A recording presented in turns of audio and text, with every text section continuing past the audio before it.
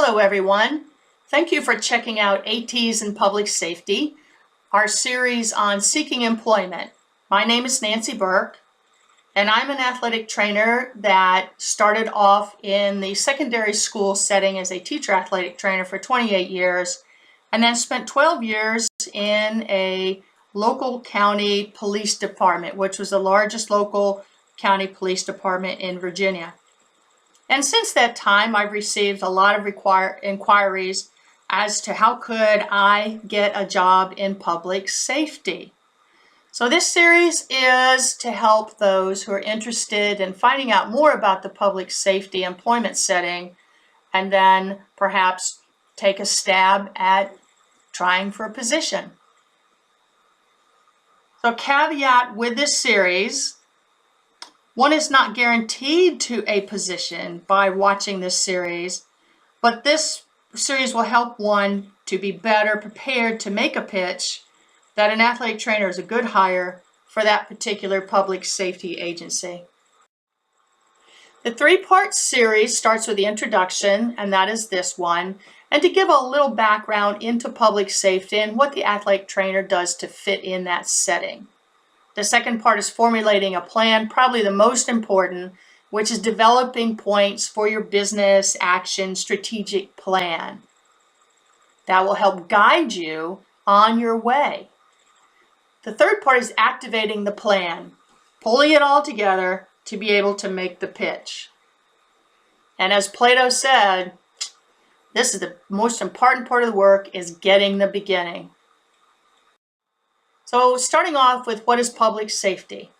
These are our first responders. These are our men and women who literally run in when everyone else is running away. I highly admire them after working with them for 12 years and have such great respect for what they do.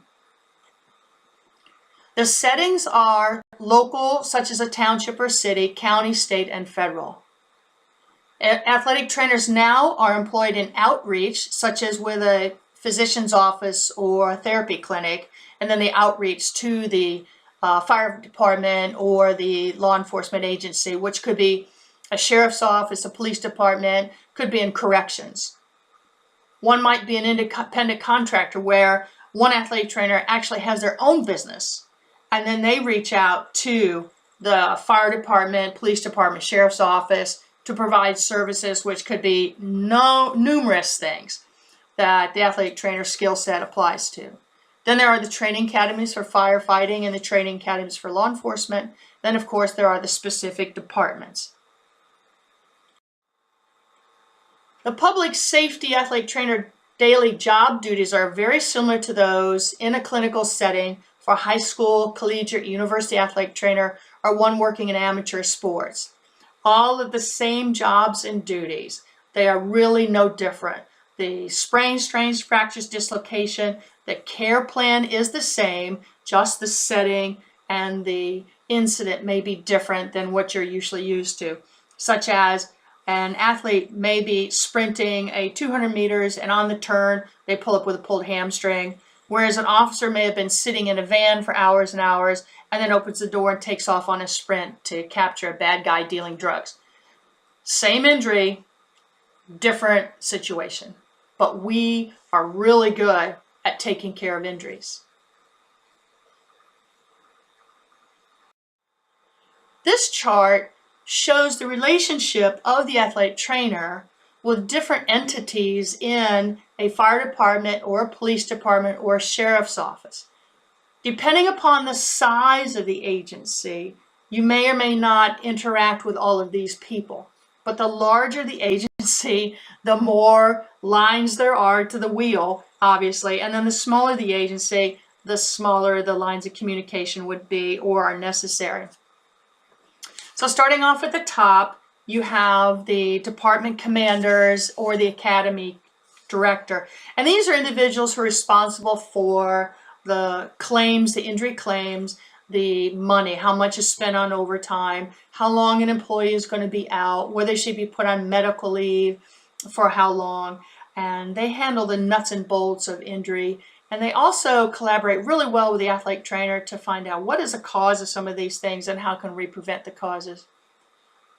A medical director may be a volunteer position in some agencies, or in larger departments, they may have an actual office of the medical director, and this is a paid position.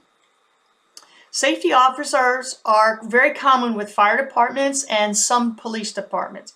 And these are individuals who are firefighters usually, or police officers, deputy sheriffs usually, who assist with making sure the scene is safe at an incident, a huge fire, maybe a huge public safety incident, and they make sure that environmentally the employees are safe, as well as actually for mechanical reasons that they were safe. Third-party administrator, this is the company that works with the employee to make sure that they get to their physician visits, therapy visits, that bills are paid, and work very closely with the athletic trainer in helping the employee to recover. Incident support maybe in some agencies, not in others. These are adjunct professionals who work to support the employee. It could be the chaplain service, could be department psychologists, could be nutritionists, registered dietitians, could be a number of different people who are either volunteers, maybe in a part-time or full-time contract, depends on the size of the agency. The workers' compensation panel physician is required that all agencies have a panel of physicians, and if an employee is injured, this is the panel that the employee seeks care. Treating physicians would be for those injuries that are sustained outside of the workplace. So sometimes an athletic trainer can take care of employees who are injured off the job because that affects their ability to return to the job.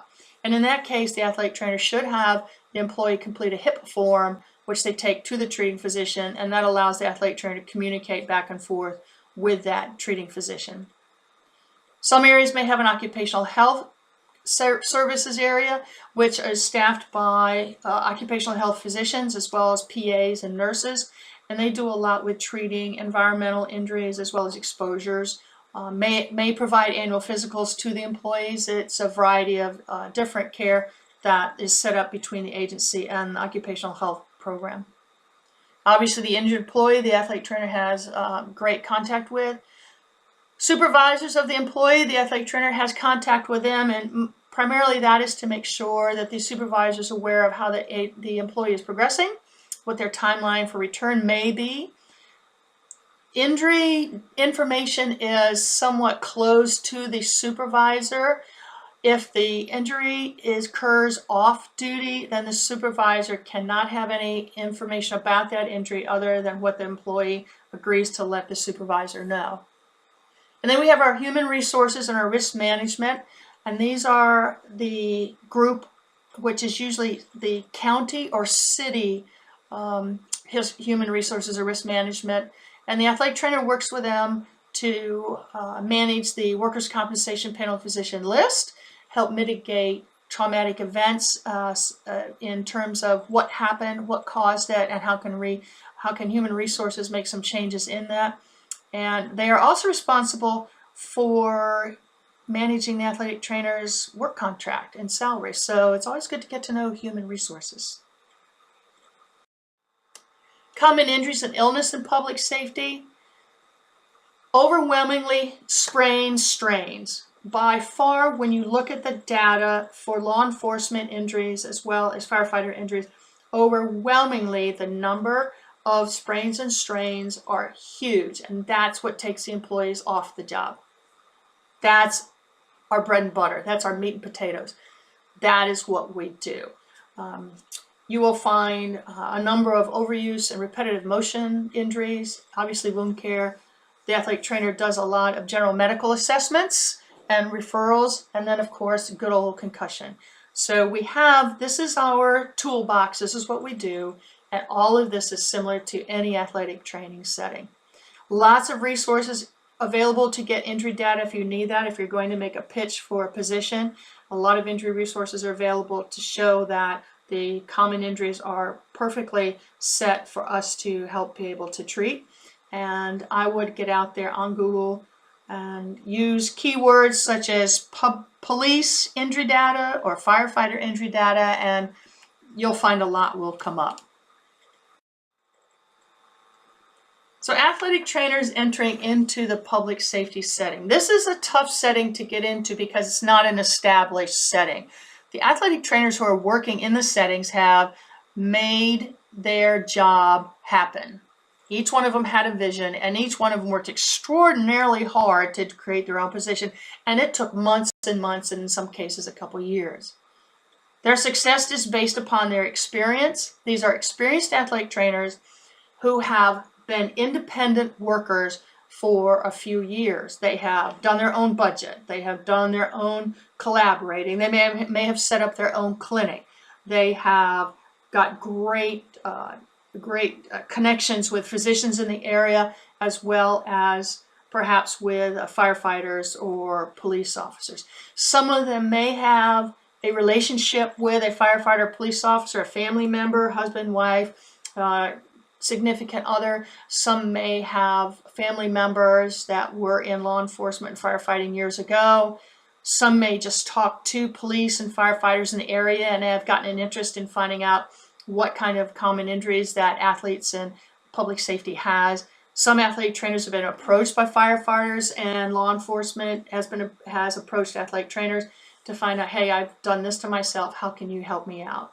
So it's just a matter of having that experience, having those relationships has been very, very helpful.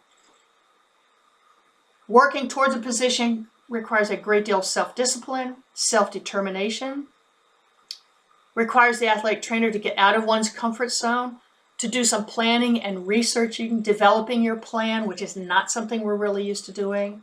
Requires advocating for yourself, not only as a person, but as an athletic trainer.